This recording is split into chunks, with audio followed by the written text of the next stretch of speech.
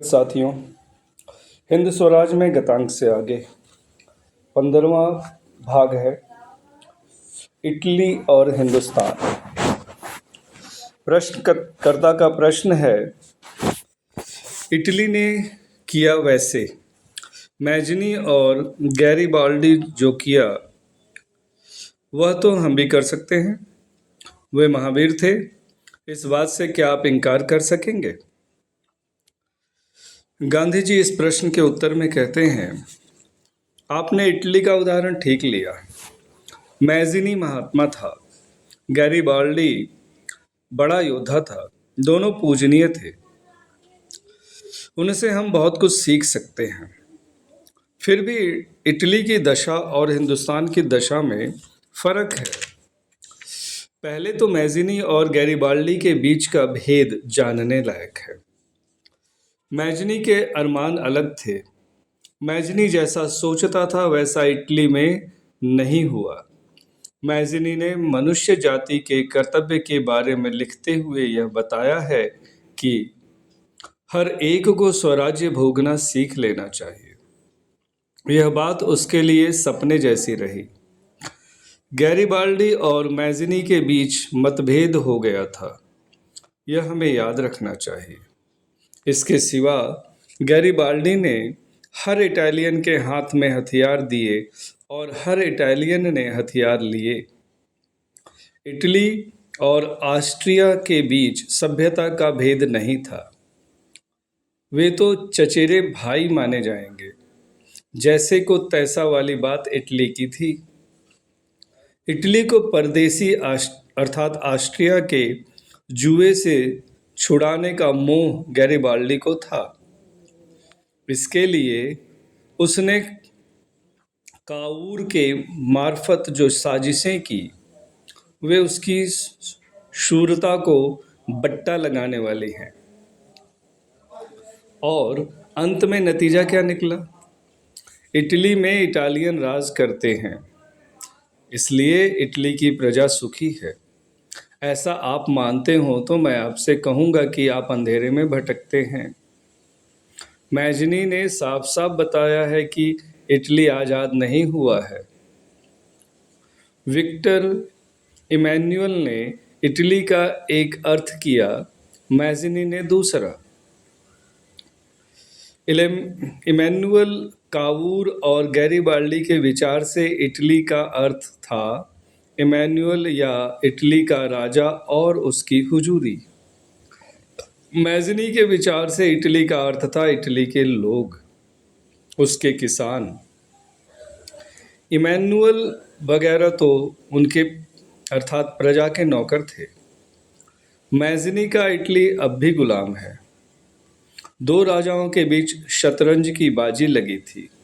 Italy की प्रजा तो सिर्फ प्यादा थी और है। इटली के मजदूर अब भी दुखी हैं। इटली के मजदूरों की दाद फरियाद नहीं सुनी जाती, इसलिए वे लोग खून करते हैं, विरोध करते हैं, सिर फोड़ते हैं और वहाँ बलवा होने का डर आज भी बना हुआ है। ऑस्ट्रिया के जाने से इटली को क्या लाभ हुआ? नाम का ही लाभ हुआ। जिन सुधारों के लिए जंग मचा वे सुधार हुए नहीं, प्रजा की हालत सुधरी नहीं।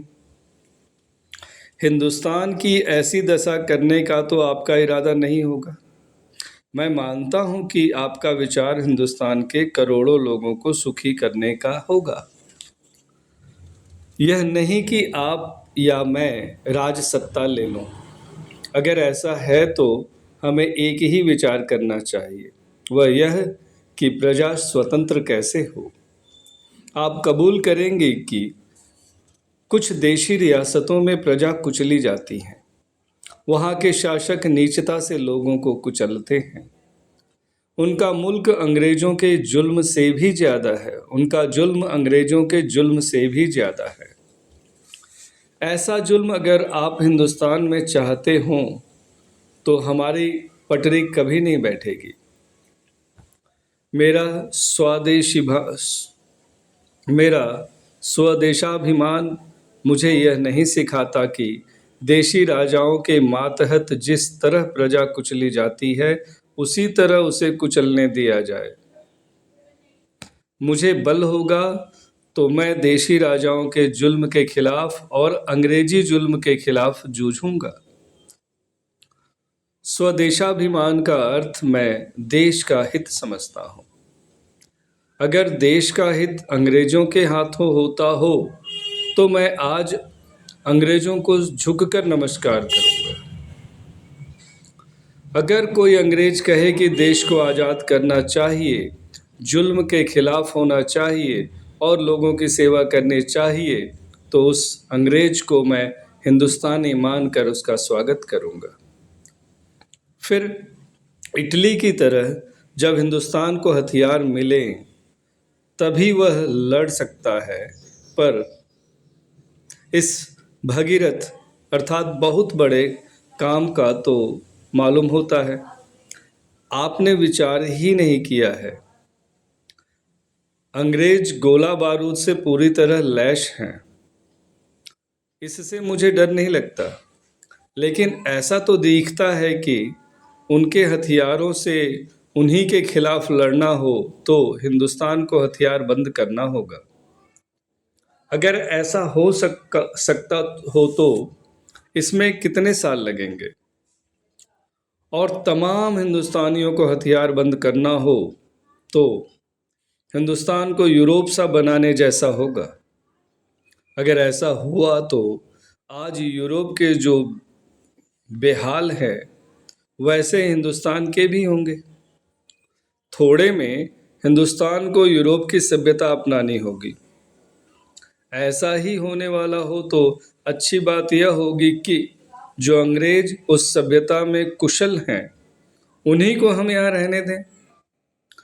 उनसे थोड़ा बहुत झगड़ कर कुछ हक हम पाएंगे, कुछ नहीं पाएंगे और अपने दिन गुजारेंगे, लेकिन बात तो यह है कि हिंदुस्तान की प्रजा कभी हथियार नहीं उठाएगी, न उठाए यह ठीक ही है।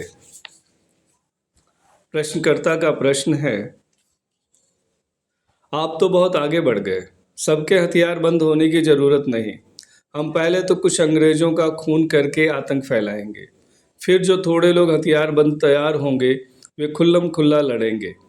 उसमें पहले तो 20-25 लाख हिंदुस्तानी ज़रूर मरेंगे, लेकिन आखिर हम देश को अंग्रेज़ों से जीत लेंगे।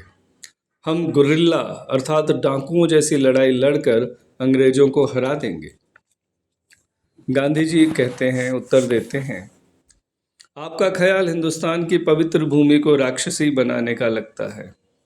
अंग्रेज़ों का खून करके हिंदुस्तान को छुड़ाएंगे, ऐसा विचार करते हुए आपको त्रास क्यों नहीं होता? खून तो हमें अपना करना चाहिए, क्योंकि हम नामर्द बन गए हैं, इसलिए हम खून का विचार करते हैं। ऐसा करके आप किसे आज़ाद करेंगे? हिंदुस्तान की प्रजा ऐसा कभी नहीं चाहती। हम लोग ही जिन्होंने अधम सभ्यता रूपी भांग पी है, नशे में ऐसा विचार करते हैं। खून करके जो लोग राज करेंगे वे प्रजा को सुखी नहीं बना सकेंगे। धिंगरा ने जो खून किया है उससे या जो खून हिंदुस्तान में हुए हैं उनसे देश को फायदा हुआ है, ऐसा अगर कोई मानता हो तो वह बड़ी भूल करता है। धिंगरा को मैं देशाभिमानी मानता हूँ, लेकिन उसका देश प्रेम पागलपन से भरा था। उसने अपने शरीर का बलिदान गलत तरीके से किया, उससे अंत में तो देश को नुकसान ही होने वाला है।